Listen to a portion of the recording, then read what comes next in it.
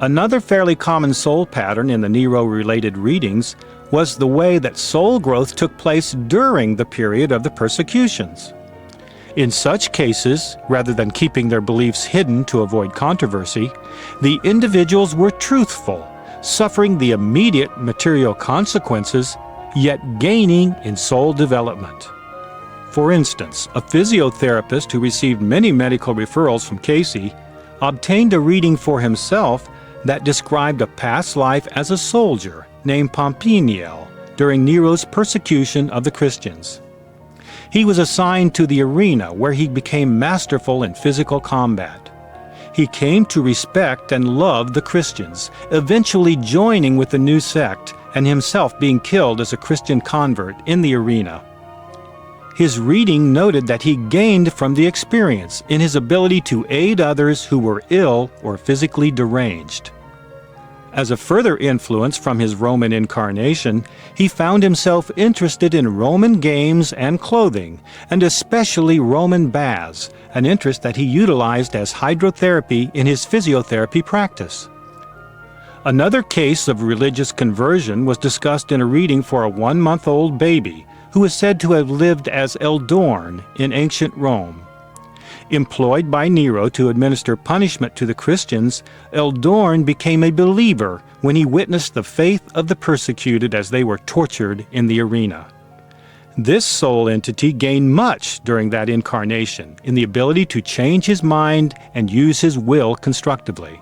However, his 20th century parents were cautioned to make sure that play, as well as work, be a central focus of his upbringing. Although he was not necessarily converted to Christianity in his past life, a 31-year-old man was told by the entranced Casey that he had been a soldier and bodyguard to Nero during the ruler's latter days. He walked a delicate balance of service to the emperor while also shielding many of the oppressed from Nero's wrath. The karmic carryover into his present life was an inner reverence for anyone who acts and lives for the good of others, and a willingness to assist the virtuous downtrodden who were being unfairly treated. Ironically, Christianity was spread more widely because of Nero's persecutions.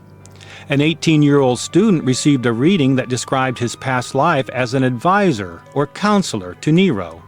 As Cleopas, this entity witnessed the scattering, as it were, of the Christian beliefs throughout the widespread empire due to Nero's maniacal focus on the fledgling group. Without the attention paid to it by Nero and the dispersing effect of the persecution driving adherents to the furthermost extent of the realm, the early Christians may have remained one of the numerous minor religious cults of that time. His reading went on to discuss how the dispersed Christians contributed to the welfare of others in distant lands, and in a spiritual sense held the world together in the centuries that followed, a positive influence that is still being felt in the world.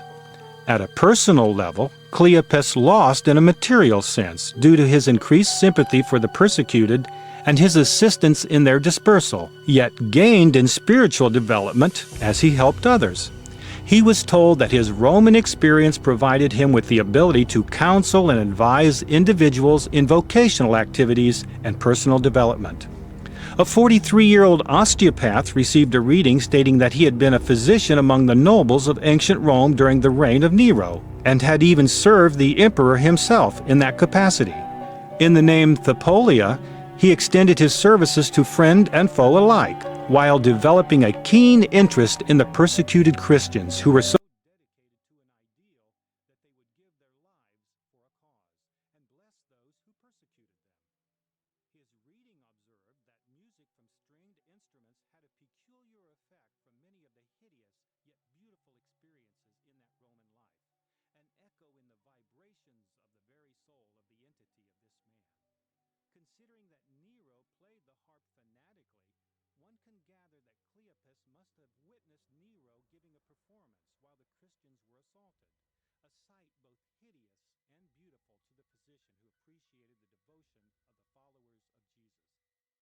Another observation made by Casey for this man is that he had an incarnation in England with Cromwell during the Civil War. His reading called him a zealot in his devotion devotion to the ideal of freedom from the rule of kings, a trait that originated during his Roman experience with Nero. A reading for a 3-year-old boy described a past life as a counselor during Nero's reign. In the name Caecilius, this entity witnessed the persecutions and bigotry, the fire and anger of Nero, and attempted to placate and moderate the extremes of the emperor. Losing in the material realm and in the estimation of himself and others, the soul entity of Caecilius gained spiritually from his sincerity throughout the experience.